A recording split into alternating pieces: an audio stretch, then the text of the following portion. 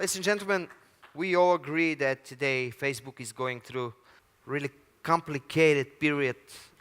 That's why the next guest is very interesting and important.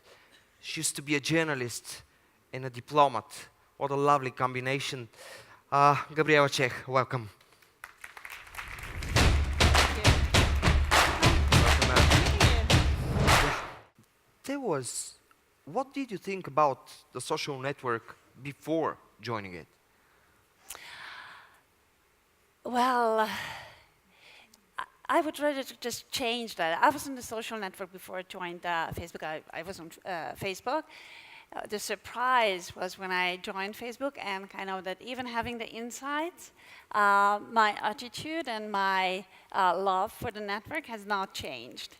Many times when you see things from inside and you see that that's less shiny, you see that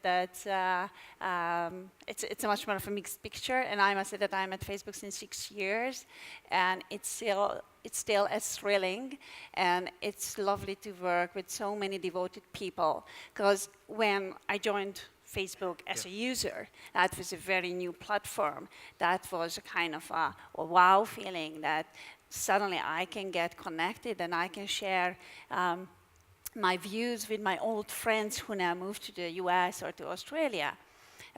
And ever since, Facebook is doing the same, doing something revolutionary, doing something new that nobody else has done. And that is sometimes, that's difficult. That's difficult to explain. That's difficult to put into the regulatory setting as well.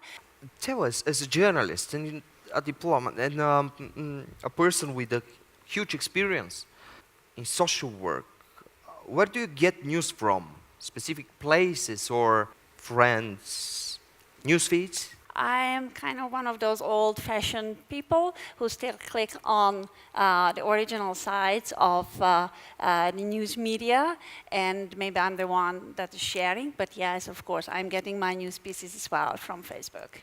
Okay, having said that, in your opinion, was Facebook ready to be a dominant force in the news industry as it is today? Well, Facebook is a technological platform, and this is the discussion we are getting it a lot, and I'm sure that a lot of you will have a strong opinion about that. Facebook is not a publisher. We are not a media entity. But we do have a very strong role to play, how people consume media, and as well how media entities can get access to users. So we should not, and we do not deny our responsibility and our role in that scene. But there is one very strong distinction. Facebook does not produce content. We do not want to produce content, and we have 0 employees who produce content, and that's how we want to continue. So we are just publishing content of others, and how that is surfacing on our platform, that is our responsibility. Yeah. Are you going to tackle the rise of trolls in the industry, which aim to ruin or spin an image or to create alternative reality, as we saw in the US elections last year? We've been fighting trolls ever since Facebook exists. So there are kind of, in your question, there are hidden at least 5 other questions. Yeah. And it takes the whole time of me on stage to kind of go through these slices, but happy to in a quick format. So we have been fighting trolls since years, because trolls are making economic benefit of using Facebook. And as well, trolls, there is as well a political trolling.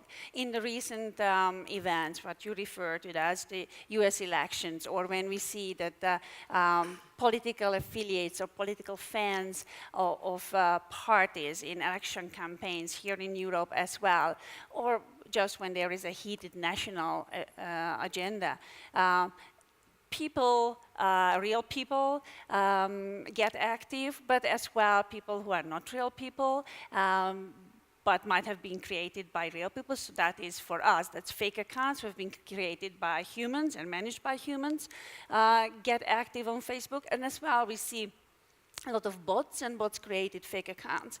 And your question is that how that's connected to fake news. For us, the key to this issue is the fake accounts. We as Facebook, we are not arbitrators of truth. So we are not here to judge whether a statement is true or false. That would be the kind of, then the world would be in real trouble if industry like us, company like us, should be deciding on that. But what is important for us, that who is behind, who is spreading the news. And when that's a fake account, when that is not representing a real person, so there is no real communication between person to person, that's when we have to get active, and that's when we are getting active. And that's where we are using our innovative technologies that I'm going to talk about a bit, to tackle the issue of fake accounts, to identify the fake accounts.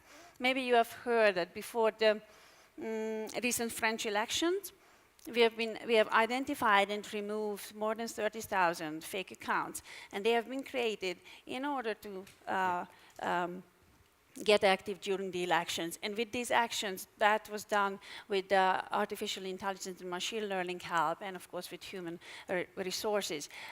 We removed this big bunch of fake accounts, and that had a very strong cleansing effect on the French elections on Facebook. Thank you, Gabriella, for this brief conversation. It's time for the already lost mine. presentation. Yeah.